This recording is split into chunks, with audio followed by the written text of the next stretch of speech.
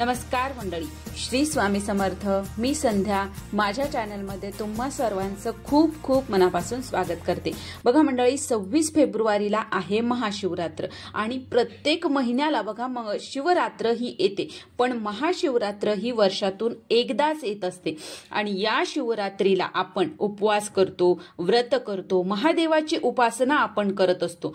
पण बघा, ज्या वेळेस आपण महाशिवरात्रीचे व्रत करतो, उपासना करतो, तर आपल्याला 12 महिने शिवरात्री केल्याचं पुण्य फळ आपल्याला मिळत असतं. म्हणून ही महाशिवरात्र ही खूप महत्त्वाची मानली जाते.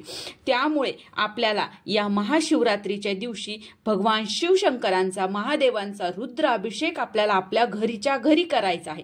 तर आता हा रुद्राभिषेक कसा करायचा, का करायचा, हा रुद्राभिषेक करत असताना आपल्याला काय काय कोणत्या गोष्टी पठण करायच्या आहेत, अशी बरीचशी माहिती आज आपण या व्हिडिओमध्ये पाहणार आहोत. त्यामुळे व्हिडिओ अगदी शेवटपर्यंत पहा आणि जर तुम्ही माझ्या चॅनलवरती नवीन असाल तर चॅनलला सबस्क्राईब करा. तर बघा मंडळी, माघ कृष्ण चतुर्दशीस महाशिवरात्र म्हणतात. बघा, प्रत्येक महिन्यातील वद्य चतुर्दशी ही महाशिवरात्री असते, पण माघ कृष्ण पक्षामध्ये शिवरात्री ही महत्वाची मानली जाते. हा दिवस भगवान शिवशंकरांच्या उपासनेचा असतो आणि या दिवशी रुद्राभिषेक करण्याला अतिशय महत्व आहे. बघा, रुद्राभिषेक ही भगवान शिवशंकरांची अति उच्च कोटीची सेवा मानली जाते, म्हणून सर्वांनी ही सेवा करायला पाहिजे.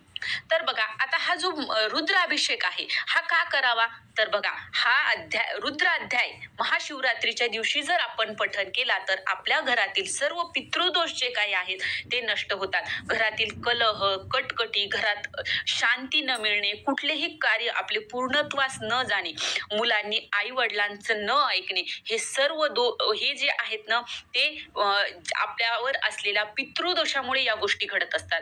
आणि या गोष्टी घडू नये म्हणून आपल्याला पितरांच्या तृप्तीसाठी आणि त्यांनी प्रसन्न राहावं यासाठी आपल्याला, त्याचबरोबर बघा, आपल्या घरामध्ये कोणी जर व्यसन करत असेल, कुठल्याही प्रकारचं व्यसन असो, तर त्यावेळेस सुद्धा आपण हा रुद्राध्यायाची सेवा करायची आहे. बघा, बऱ्याच ठिकाणी बऱ्याच स्त्रियांना पुरुषांकडून त्रास होतो, कुठल्याही प्रकारे असो त्रास होतो. काही माणसं बघा व्यसन करतात आणि घरी येऊन त्रास देतात. तर अशा वेळेस तुम्ही ही रुद्राध्यायाची सेवा जर केली तर तुम्हाला सांगते, याचा खूप चांगला फायदा तुम्हाला होणार आहे. आता बघा, तुम्ही हे शिवरात्रीच्या दिवशी तर आपल्याला हा रुद्राध्याय पठण करायचाच आहे, पण त्या सोबत नंतरही प्रत्येक सोमवारी जरी तुम्ही रुद्राध्यायाचं पठण करत जर गेलात आणि ते रुद्राध्यायाच्या अभिषेकाचं जे तीर्थ आहे ते जर तुम्ही त्या व्यसनी माणसाला दिलं किंवा घरातील आजारी कोणी आहे, लहान मुलं आहेत, त्यांना जरी दिलं, प्रत्येकाने जरी घेतलं तरी सुद्धा त्याचा फायदा तुम्हाला दिसून येणार आहे. जर व्यसनी माणसाला तुम्ही प्रत्येक सोमवारी हे रुद्राध्यायाचं तीर्थ जर दिलं ना, तर त्यांच्या व्यसन मुक्तीकडे ते जातात आणि त्यांच्यामध्ये फरक हा तुम्हाला स्वतःला अनुभवायला येईल. बघा, खूप जणांना याचा अनुभव आलेला आहे. कसल्याही प्रकारचं व्यसन असो, ते प्रत्येक व्यसन त्यांचं सुटलेलं आहे. त्यामुळे तुम्ही महाशिवरात्रीच्या दिवशी अवश्य ही सेवा करायची आहे. त्याचबरोबर बघा, आता ही सेवा कशी करायची ते आपण पाहूया. त्याचबरोबर आपल्याला या सेवेमध्ये म्हणजे रुद्राध्यायामध्ये काय काय पठण करायचं आहे हे देखील आज आपण पाहणार आहोत. बघा, आता ही जी सेवा आहे, मी जे सांगणार आहे ते तुम्ही लिहून घेऊ शकतात, काय काय पठण करायचं आहे, किंवा तुम्ही स्क्रीनशॉट सुद्धा काढून घ्या. किंवा त्याचप्रमाणे जर तुम्हाला हे कसं करायचं, आपल्याला आपल्या देवघरामध्ये असलेली शिवपिंड आपल्याला ताम्हणामध्ये घ्यायची आहे आणि त्यावर थोडं थोडं पाणी टाकत हे स्तोत्र मंत्र आहे ते आपल्याला पठण करायचे आहेत. आता हे जे स्तोत्र मंत्र आहेत हे आपल्या नित्यसेवेच्या पुस्तकामध्ये, ग्रंथामध्ये दिलेले आहेत. आणि जर तुमच्याकडे हा ग्रंथ नसेल तर तुम्ही युट्यूबला लावून द्या आणि शिवपिंडीवर पाणी घालत तुम्ही ते युट्यूबला लावून तुम्ही श्रवण सुद्धा करू शकता. आणि बघा, जर तुम्हाला ते शक्य झालं तर ते करा, नाही तर PDF जर भेटलं तर तुम्ही ते काढून घेऊन त्याचं सुद्धा तुम्ही वाचन करत शिवपिंडीवर आपल्याला अभिषेक करायचा आहे. पण बघा, आता आपण पूजा करायची आहे तर त्या अगोदर आपण सर्व पूजा वगैरे मांडून घ्यायची. व्हिडिओत पाहत आहात त्याप्रमाणे पूजा मांडून घ्यायची. अगोदर आपल्याला गणपतीचं पूजन करायचं, नंतर पार्वती मातेची आपल्याला पूजा करायची. त्यांची आपल्याला या दिवशी ओटी भरायची आहे आणि ओटीमध्ये आपल्याला शृंगाराचं साहित्य देखील आपल्याला त्या ओटीमध्ये घालायचं आहे. तर अगोदर ही सेवा करून घ्या, नंतर आपल्याला रुद्राध्यायाला सुरुवात करायची आहे.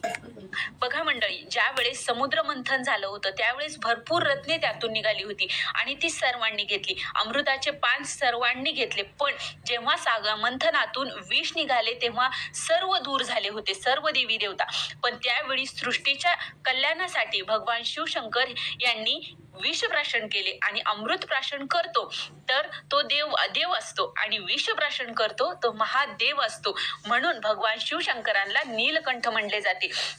आणि बघा, भगवान शिवशंकरावर होत असलेला थेंब थेंब जो अभिषेक असतो त्याला सातत्य, तो आपल्याला सातत्य सुचवत असतो. म्हणून आपल्याला या दिवशी, महाशिवरात्रीच्या दिवशी, भगवान शिवशंकरावर थोडं थोडं पाणी करत करत आपल्याला हे रुद्र अध्यायाचं पठण करायचं आहे.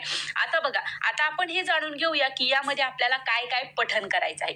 तर बघा, आता अगोदर आपली पूजा झाल्याच्या नंतर आपल्या देवघरामध्ये असलेलं जे शिवलिंग आहे ते आपल्याला ताम्हणामध्ये घ्यायचं आहे. त्याच्या खाली एक बेलपत्र ठेवायचं आणि ते शिवलिंग त्याच्यावर ठेवायचं आणि जो गळतीचा भाग आहे तो आपल्याला उत्तरेकडे करायचा आहे. हे झाल्याच्या नंतर आपल्याला त्याच्यावर अगोदर पाण्याने अभिषेक करायचा, नंतर पंचामृताने, नंतर पाण्याने, आणि नंतर ते पाणी काढून घ्यायचं आणि स्वच्छ आपल्याला पाण्याने आता आपल्याला रुद्राभिषेक करायचा आहे. हे झाल्याच्या नंतर आता परत ते शिवलिंग आपल्याला ताम्हणामध्ये ठेवायचं, खाली बेलपान ठेवायचं आणि पाणी घालत घालत घालत घालत आपल्याला हे सर्व पठण करायचं आहे. जर तुमच्याकडे गळती असेल तर तुम्ही गळती लावून द्या आणि हे पठण करायचे. आता त्यामध्ये सर्वात अगोदर आपल्याला गणपती अथर्व शीर्ष एक वेळेस पठण करायचं आहे. त्यानंतर आपल्याला रुद्र पठण करायचं आहे. रुद्र तुम्ही संस्कृत किंवा मराठी कुठलंही एक तुम्ही रुद्र अध्याय आपल्याला पठण करायचं आहे. त्यानंतर आपल्याला गायत्री मंत्र म्हणायचा आहे एक माळ. ओम तस्वितुर्वरेण्यं भर्गो देवस्य धीमहि धियो यो न प्रचोदयात, हा जो आहे तो गायत्री मंत्र आपल्याला एक माळ पठण करायचा आहे. त्यानंतर संजीवनी मंत्र आपल्याला पठण करायचा आहे 11 वेळेस. हा जो संजीवनी मंत्र आहे हा 11 वेळेस आपल्याला पठण करायचा आहे. त्यानंतर अमृत संजीवनी मंत्र आपल्याला 11 वेळेस पठण करायचा आहे. बघा, हा वरती दिसत असेल तुम्हाला, हा अमृत संजीवनी मंत्र आहे, हा 11 वेळेस पठण करायचा आहे. त्यानंतर महामृत्युंजय मंत्र आपल्याला 11 वेळेस पठण करायचा आहे. त्यानंतर कालभैरवाष्टक आपल्याला 1 वेळेस पठण करायचं आहे. त्यानंतर शिवकवच स्तोत्र आहे ते आपल्याला 1 वेळेसच पठण करायचं आहे. त्यानंतर शिवमहिम्न आहे ते आपल्याला संस्कृतमध्ये किंवा मराठीमध्ये एकच वेळेस आपल्याला ते पठण करायचं आहे. त्यानंतर द्वादश ज्योतिर्लिंग स्तोत्र हे आपल्याला 1 वेळेस पठण करायचं आहे. त्यानंतर रामरक्षा आपल्याला पठण करायची आहे. पण बघा, रामरक्षा पठण करत असताना ज्या पहिल्या 1 ते 10 ओव्या आहेत त्याच पठण करायच्या आहेत, पूर्ण नाही करायची आपल्याला, फक्त 1 ते 10 ओव्या पठण करायच्या. त्यानंतर आपल्याला श्री सूक्त घ्यायचं आहे. आणि बघा, हे झाल्याच्या नंतर आपली जी पिंड आहे ती आपल्याला ती पाण्यामधून बाहेर काढायची आहे. आणि बघा, जोपर्यंत हे आपलं वाचन सुरू आहे किंवा तुम्ही जर युट्यूबला लावून श्रवण करत असाल तर तोपर्यंत आपल्याला त्यावर पाण्याने अभिषेक करत राहायचा आहे. हे झाल्याच्या नंतर ती शिवपिंड काढायची बाहेर, स्वच्छ पुसून घ्यायची, त्याची पंचोपचारे पूजा करायची. त्याला भस्म लावायचं, चंदन लावायचं, बेलपत्र अर्पण करायची, पांढरी फुलं अर्पण करायची, धोत्र्याचं फूल, धोत्र्याचं फळ, बेलफळ, जी कुठली तुमच्याकडे देवाची पूजेचं साहित्य असेल ते सर्व तुम्ही अर्पण करायचं आहे, हळद कुंकू सोडून. ते झाल्याच्या नंतर आपल्याला बेलपत्र अर्पण करायचं आहे. बेलपत्र अर्पण करत असताना त्याचा देठ तोडून घ्यायचा आणि पालथळ बेलपत्र अर्पण करायचे. आणि बेलपत्र अर्पण करत असताना आपल्याला शिव अष्टोत्तर नामावली आपल्याला 1 वेळेस पठण करायची. बघा, जर तुमच्याकडे 108 बेलपत्र असतील तर एक नाव घेत तुम्ही एक बेलपत्र अर्पण करायचं आहे.